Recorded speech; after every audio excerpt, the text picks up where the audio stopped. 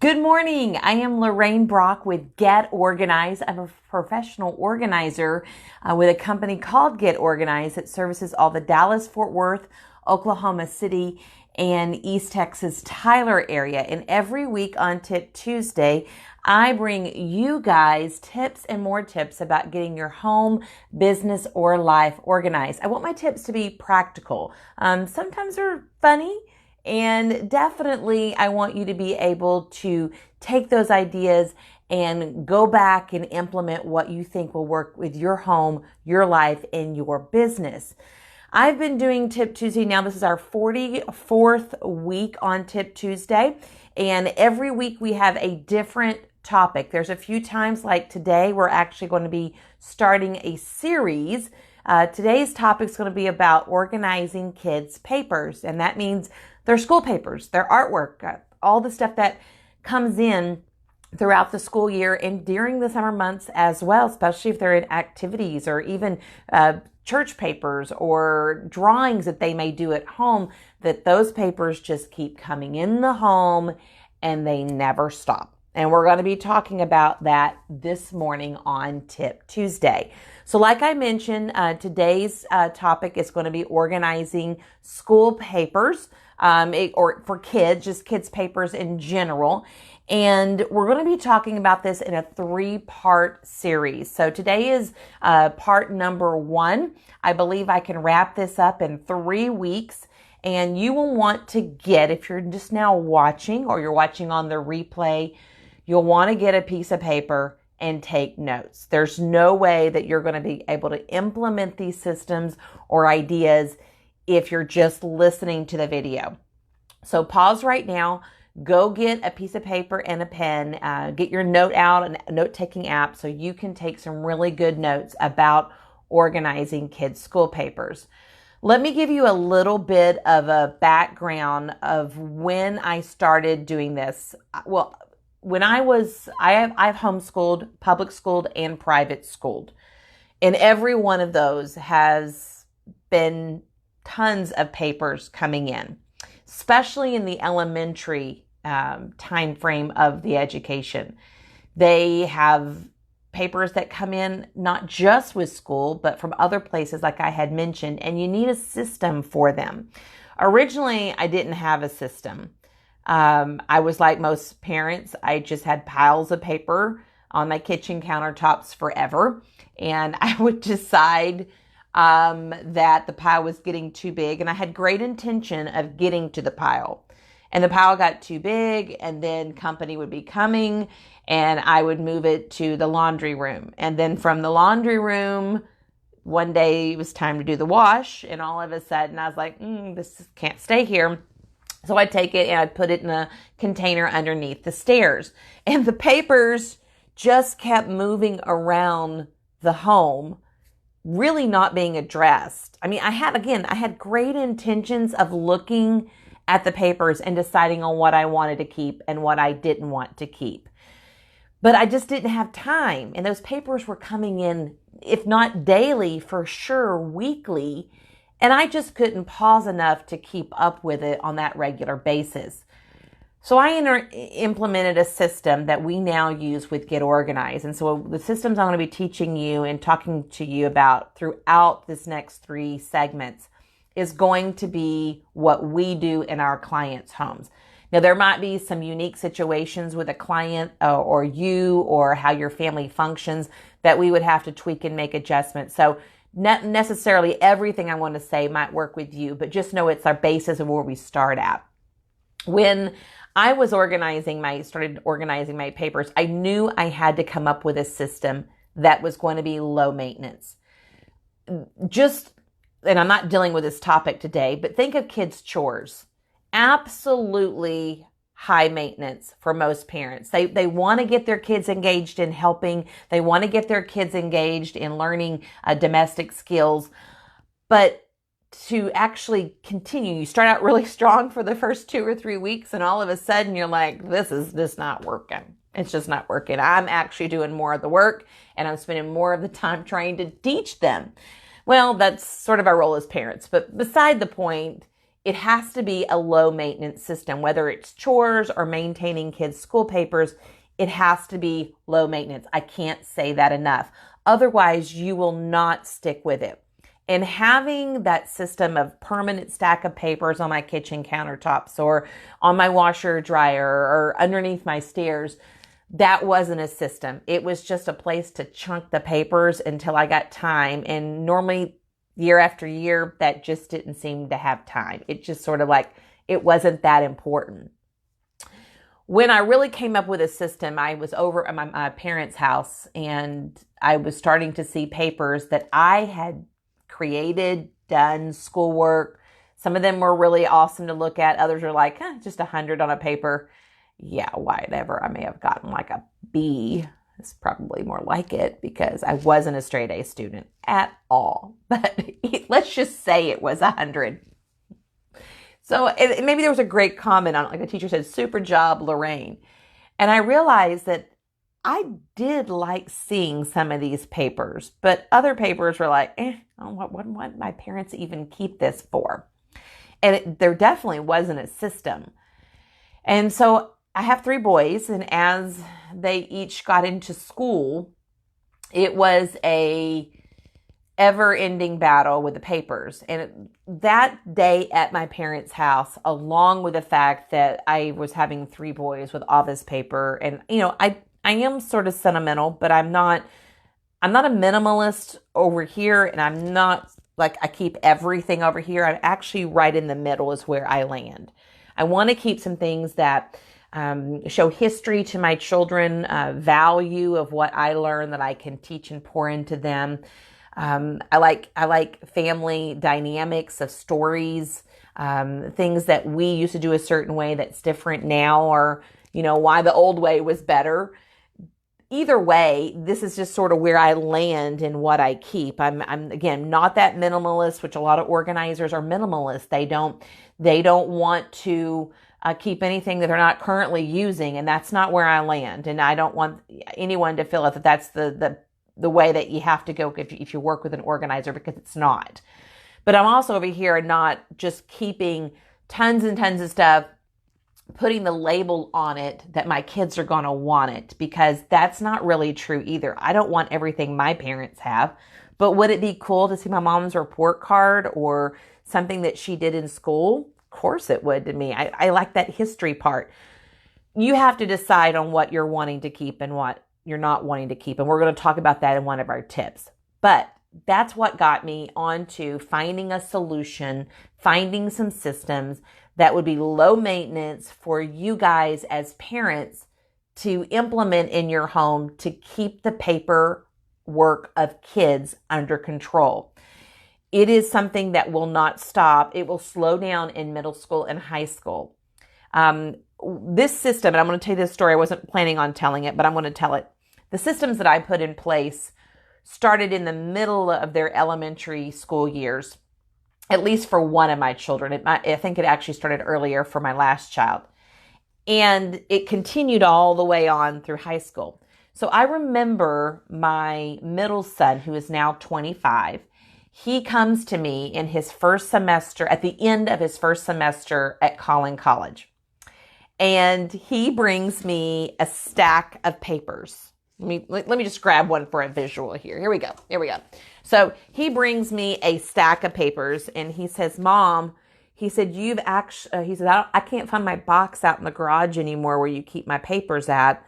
So here they are. Okay. So he's graduated from high school. He's in his first semester of college, at the end of it, no doubt. And he brings me his schoolwork from college.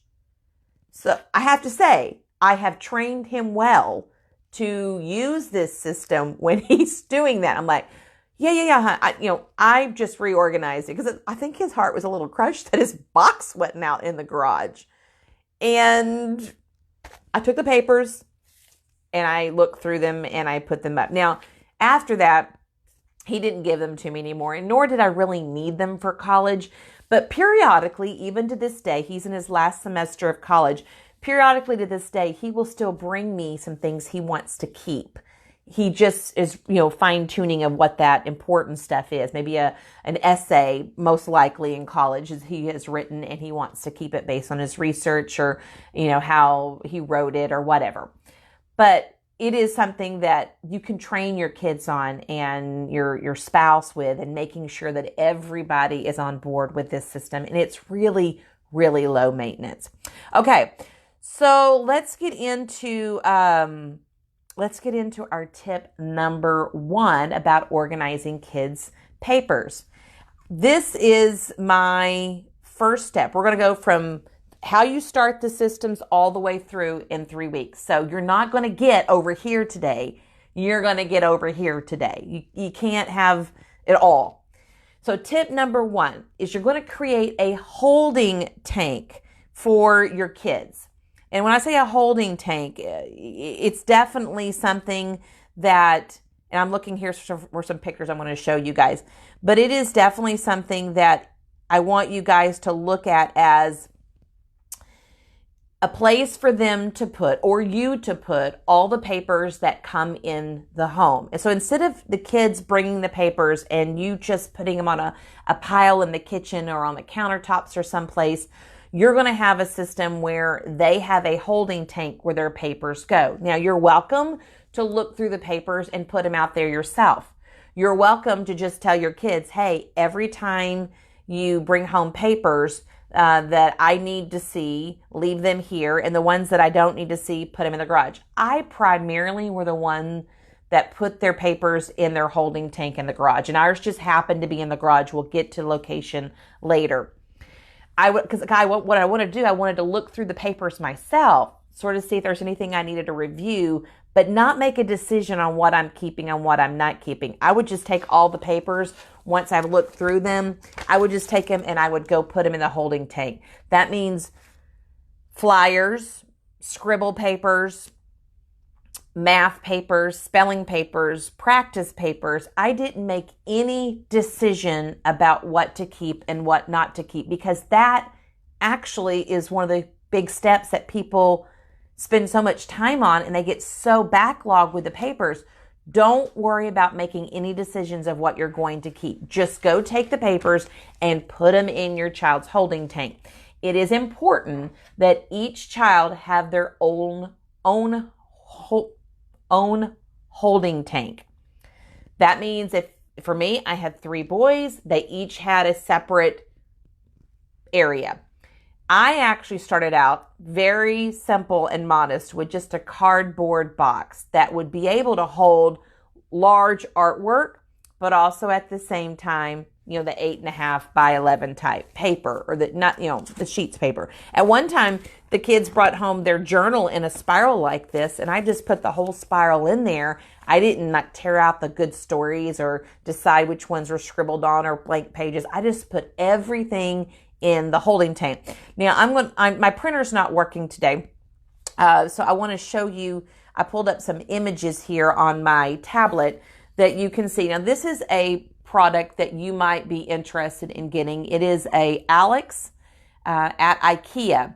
A little bit more pricey because it's more like a piece of furniture, but it is a great holding tank if you're going to get it for your family. It has 1, 2, 3, 4, 5, 6. It has 6 drawers. So if you have no more than 6 kids, it would work. And you may not obviously need all the drawers for your kids if you don't have 6 kids. But the drawers are wide enough and deep enough to hold that, a construction type paper that kids do a lot of artwork with. But it also holds, little small sheets of paper too. Great, great product. I believe it comes in a few colors, including black, but I don't know the price point, but Alex, ALEX at IKEA. It is a great product to make into a holding tank. We'll talk about location in a little bit. So let me show you the next product. That would be a good one. This is like a Sterilite type container. You can get these in clear plastic at Walmart or Target. Off name brand is fine. I just wanted to give you an idea. A lot of the clear plastic obviously is clear, so it's see-through. You want to get something that has that either stacks well or is all one piece. And normally if it's all one piece, they come in a set of 3 drawers. And if you have no more than 3 kids, in one piece would work. If you have more than 3 kids, you would have to have 2 pieces and maybe have some extra drawers for something else. You would just put, like for my kids, this is a 4-drawer system. I might put some, give each of them a drawer at the top, their own drawer, label it. At the bottom, I might put something else like extra school supplies. But this is an option of a holding tank of what it looked like. Now, one of the most common ones that we use at our clients' homes is one from IKEA. And there's 2 sizes like this at IKEA. It's in their recycle department. A lot of people use these for dog food, for recycling. I don't know what else they use them for, but we like to use them for organizing kids' school papers and having a holding tank for them. They stack incredibly. There is a larger one and a smaller one. This is the smaller. You'll want to get it. And why I like it is because it stacks. But if you can see, I'm going to get right over here. If you can see, this lid right here actually is hinged, so it just pulls up while this part of the lid stays on. And basically it opens up, you put the school papers in and you close it. So it's closed off like the others, but the conveniency of it is that it all stacks and you just have this little bitty hinge lid that you can raise up and put things in it. It is a great, great tool for doing this. Now, I told you location. Where do I keep the holding tanks? Well, that depends really on your home setup. Commonly, garage, laundry room, mud room, kitchen, a downstairs playroom, or a downstairs office. I've seen a living room a couple times with back of like a sofa table behind the couch, and there were some shelves and they put them on that. It really just depends on your home. You want to get something that's going to look good. So if you're going to use something in your living room, I would never use one of the products I just showed you. I'd probably use like large wicker baskets, make it look more homey and not so officey. We actually kept ours out in the garage. So even a better reason to have one that has a lid on it versus just an open box like I originally had, or some kind of container with no lid. The holding tanks, once you find the location, you need to find a location that's convenient. And I'll give you an example. I was at a client's home a few years back, and we were setting up this system for her kids. And originally, she wanted it upstairs in the playroom. And I told her, I said, that's not a very good idea. I said, obviously the kids are downstairs when they come in, backpacks, lunch boxes, all that come in there. That's where the papers enter the home at. But if you want them up there, we will, because the problem of having something upstairs is that you got to get it upstairs. And most of the time we set things on the stairs and don't immediately take it up there. And then the kids are running back and forth on the stairs, and then the papers are blowing off the stairs and they're on the floor because, they're just laying there. And it's just not a really good, efficient system. So I would never recommend you put one of these systems that we're going to talk about over the next 3 weeks in an upstairs room. Just not going to be efficient enough that you'll actually manage it well. Needs to be downstairs. I've seen them in between washers and dryers. I have seen things on shelves, rolling carts. I showed you 3 possible type containers. You can go more expensive with some kind of wire rolling carts at IKEA or at Container Store. More costly, but will definitely do the trick. So I don't exactly know where to tell you to put it, but I gave you some ideas and you can just see what works with your home. All right, so let's go back to, and I'm actually looking at my list of things. So create your kids a holding tank, one holding tank for each kid in the family. And I've given you some ideas. Again, make no decisions about the papers that come in the home, whether they come in from an extracurricular activity, come in from church, Bible stories and sheets and things, whether they come in from school, whatever it is. If it's something that you just need to look through later and make decisions, just put it out there in that holding tank. Now, for how long? I always say, let's do 9 months of the year. So from the beginning of school till the end of school. And we're going to talk about that on tip number 2, which is when do you go through the papers? And that would be during the summer months. So tip number 2 is sorting the papers and when you go through them. If you are going to stay with a 9-month school schedule, and even if your kid's not in school, that's totally okay. You can change the schedule. You can keep it to that, whatever works best for you. You're probably eventually going to be on that schedule anyway. So during the summer months, you're going to take one of those holding tanks. In my case, I had 3 holding tanks because I had 3 children. And I would take one of them and I would normally sit down in my living room and I would sort the papers.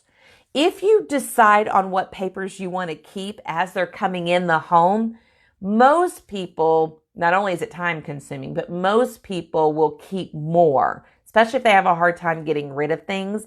They're like, oh, this is like Johnny did this. This is so good. And they'll put that there. And the next one is like, oh, this is good too. And they just start automatically just keeping more. So if you wait till you have all the papers for that season, that grade level, then you can make a better decision on the best papers to keep for that school season. So what I do is I get on the floor, you can do it at a table, and I sort the papers into 3 piles, and you'll want to write this down. So the first one is going to be artwork. All the artwork goes in one pile that I'm sorting in just one kid's holding tank. Number 2 is portfolio. Portfolio, we're going to talk about that in a little bit more detail in another segment, but it's going to be those papers that are going to be awards, certificates, could be the any kind of cognitive test, could be awards like good attendance or end of the year school awards for outstanding character, just anything. It doesn't matter if it's, student of the week all the way up to something, definitely more, like award, like a 12th grader would get for outstanding character, to something a little bit more important, I guess, for that age level. Then you have the third category, which is, I just call it everyday school papers. There's nothing really awesome about it. It is the journaling. It is the math paper, the spelling paper, the tracing, things like that. So you have these 3 different piles of paper that you're sorting once you have all those kids' school papers for one child and you're actually going through it. Once you've actually gone through and sorted everything, now is when you can make the decisions. And people always ask, what do you do and what do you keep? And well, that brings me to tip number 3, deciding on what to keep. Number 1, don't let your kids sort with you. You'll keep way more. They're going to be emotionally attached. If you do this, the system's probably not going to work too well because you're going to keep so much. I'm just saying, that's just sort of a rule of thumb that we give our clients. You, as the parent, think about this and decide on what you want to keep and what you don't want to keep. And keep them in mind. Things they might want a few things, but not excessive amount when they get older. So what you're going to do is decide on what to keep. Based on looking at all the artwork for the entire year, you're going to pick out the very best. Now, how many that is, that's really up to you.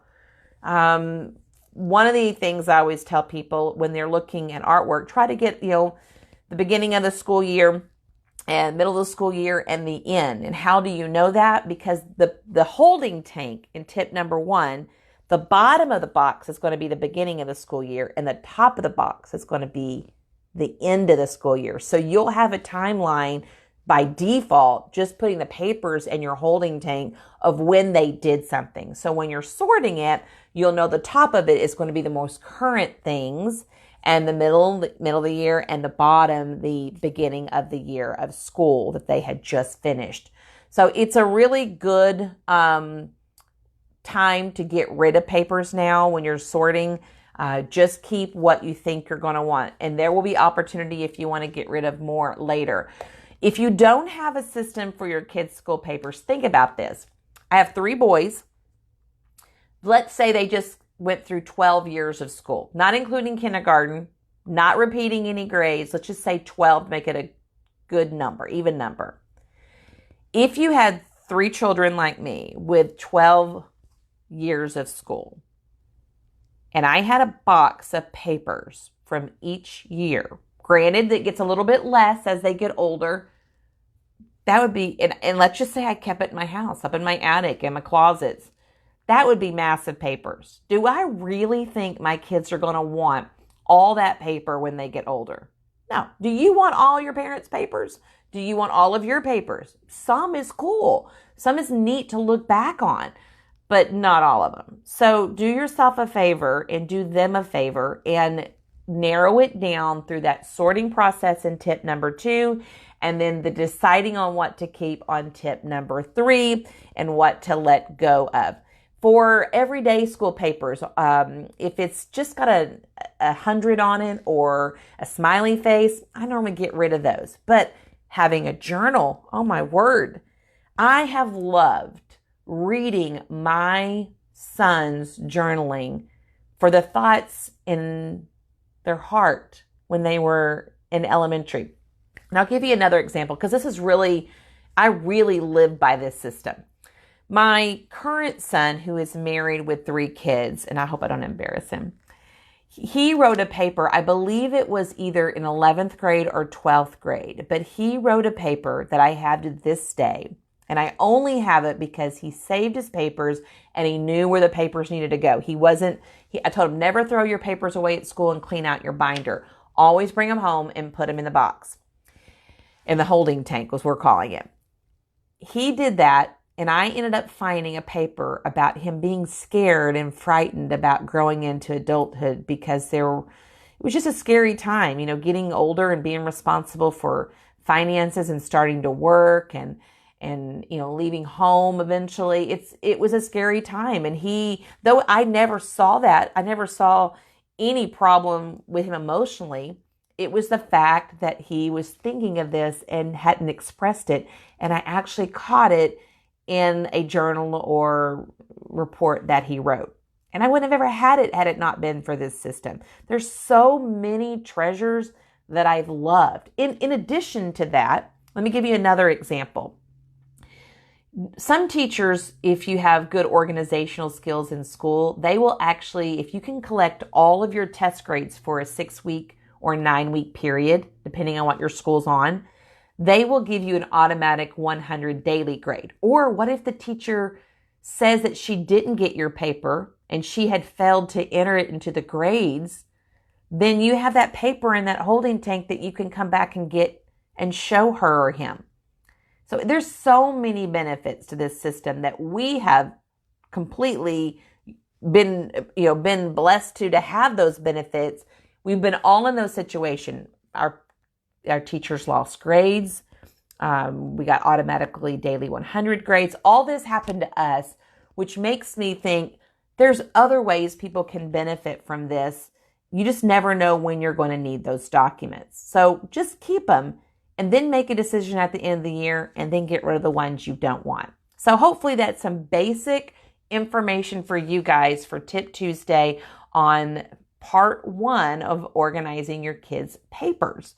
All right, so let's move on to the rest of our show today. If you do have a question about papers, feel free to leave a comment down below. More than happy to answer them for you, but also keep in mind that it might be answered on part number 2 or part 3 of our segment in the next upcoming weeks. All right, so our giveaway last week was a personal shopping day with me. So our organizers sometimes go shopping with our clients. They help them pick out products that will maximize their space and keep them organized, and they just don't know what to buy. So we go shopping with them or for them and pick out products to help them in a particular space. I'm giving away 5 hours with me shopping, and I'm treating you to lunch. So the person that won that last week is, if I'm saying this right, Samara, Samara. And so Samara, if you will message me or message us through our Get Organized Facebook page. We will make sure we get that set up with you and treat you to lunch and have a great day with you. All right, the giveaway for this week. So last week, if you missed us on Tip Tuesday, we actually filmed at Baylor University in the courtyard there, and we had a great product last week. That was my product every week that I show, a product that's new, that's different, that will help you stay organized. Well, the person that my guest Beth that I had on loved it so much. She has messaged me. She goes, I love the product. I actually gave it to her. She was sort of begging for it in some weird way.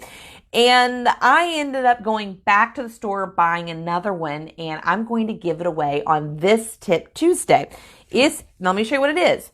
This is a traveler's notebook set. It includes 2 inserts, and I'm going to sort of show you. It's sort of a light beige rust color with a gold band here. And I'm going to just open this up. It's a band that stays on here. She loved it. I'm going to take this paper off if I can real quick.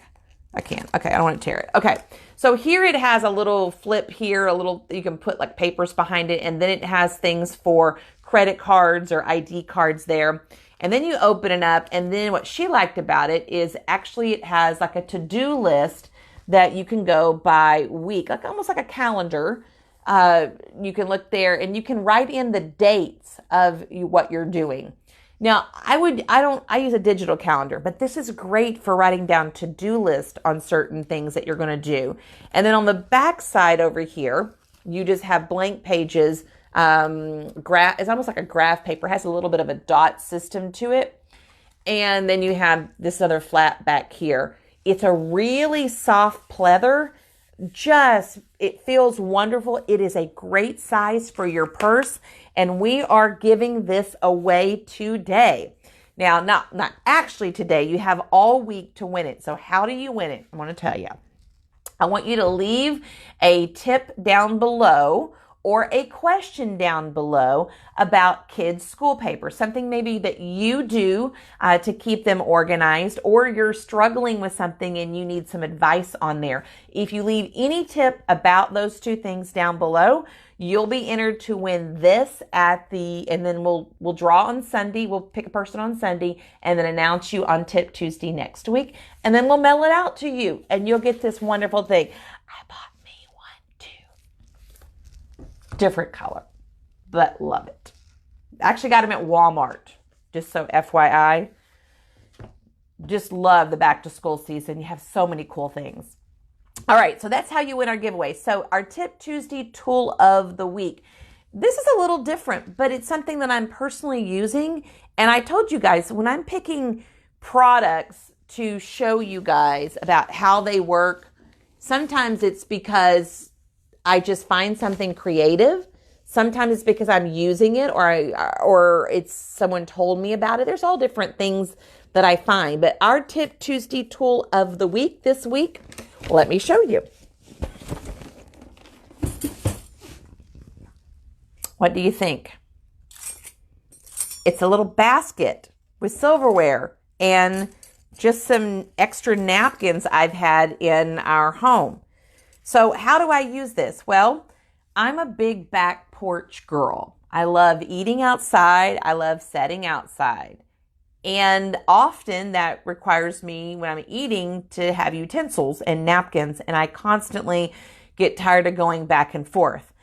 So what I do is I have a little area beside my back door on the inside of the house that I actually keep this. And when I'm going out with food or I've forgot to bring it out, I open the door really quickly and grab this. And you'll notice here, it has some plastic silverware. It has some things from the store, just, paper knives, but it also has some real ones. And I just use a different set of silverware. I don't make it the exact same set as my house or my normal silverware. So I know it goes back in here. I can tell the difference. And then I just keep extra napkins from different parties and like these are Valentine's napkins and this is watermelon. And I just keep them in here. And it is so convenient because if I kept this outside, it would get dusty and dirty and unless I had everything in these type of things, which I don't. And I just love grabbing this and going right outside. Now, I could keep a shoebox full of silverware and napkins, but I like just setting it and it looks good right on the patio table. I have just fallen in love, especially our cool weather that we've had in the last few weeks. Oh my word, I'm living out there probably 2 to 5 hours a day. I'm working, I'm just living out there. So anyway, love these little things. I got this at Home Goods. Home Goods. And I got it for like $6 or $7. A lot of their clearance stuff is on clearance now. So go in there and check. I just got this probably about a month ago, and it was already on clearance then, but not completely marked down like things are now. So love this time. Have something like this on your back porch, patio. Keep it close to the door on the inside, or otherwise it's going to get dirty outside. But love it, and it keeps me organized with my utensils and my patio stuff. So love that. All right, let's talk about, next week's Tip Tuesday. You guys probably already know this, but it is part 2 of organizing your kids' papers. And we're going to talk school papers, all that. Don't know what the tips are going to be yet. I haven't worked on that, but you're going to want to watch all these segments because they each build on one another. So if you're just going to watch number 2 next week, then you're going to have to go back and watch number 1 now, because you're going to have all of it. Okay, so the next thing is each week I like to highlight something about Get Organized services or something we're doing. And this week I've got something awesome. I mean, really, really awesome. We just started yesterday advertising for a Get Organized Girl Organizing event. I think it's called Girls Organizing Day Out is what it's called. And it's going to be October the 12th in Sherman, Texas. It's going to be in the country on a little farm. They have a barn that we're going to actually be able to use with tables and stuff. And we're going to do some floral arrangements with fresh flowers that you get to take home. We're going to be doing some organizing, hands-on organizing, purse organization with your purse. There's going to be some take-home goodies, lunch served. I'm going to give a talk, I think, on time management as well as some other things. It's like an organizing workshop, but it's going to be relaxed and fun, and it's really intimate. It's only 30 people. And it costs $59 to attend, and you get all that and more. It's in the afternoon on October the 12th. So it's on our Facebook page. Look at that, the details, and then our office can take care of any kind of payment, getting your lunch order, and telling you what you might need to bring, just like your cluttered purse. So please join us. We're going to be advertising that quite often over the next couple of months. But again, we 30 people. And I know we had some RSVP yesterday when it first went out. So if you want a little girl's day out with some organization, some fun, some home stuff, please join us, and it'll be a cozy atmosphere. All right. So just as a last reminder, leave a comment down below of your tip for organizing kids' school papers, or leave something that you're struggling with. Like if you have your own personal struggles with papers, we'd love to hear it. We might try to address it in future segments. But if you do, you have a chance to win this Traveler's Notebook set, and I really love it. It has like a little calendar or a to-do list you can make in here by day. There's no dates on this, so you actually get to write in the dates. And then also you have a blank section over here. And I think what I like most about it, it's pretty, it's made very well, and thirdly, it fits really conveniently in my purse. It's about the size of a wallet, and I like that. It's not bulky, it's just really convenient size. So, well, thank you for joining us on Tip Tuesday. I always enjoy bringing you guys fun, practical tips on organizing and making your life a little bit better organized throughout the weeks and days and months. So I'm Lorraine Brock with Get Organized. If you need any organizing services once those kiddos go back to school, please give us a call. Our organizers are outstanding at maximizing space. We service a large area, and we would actually just probably blow you away what we could do with any space in your home, business, or life. Look forward to seeing you next week on Tip Tuesday. Bye, guys.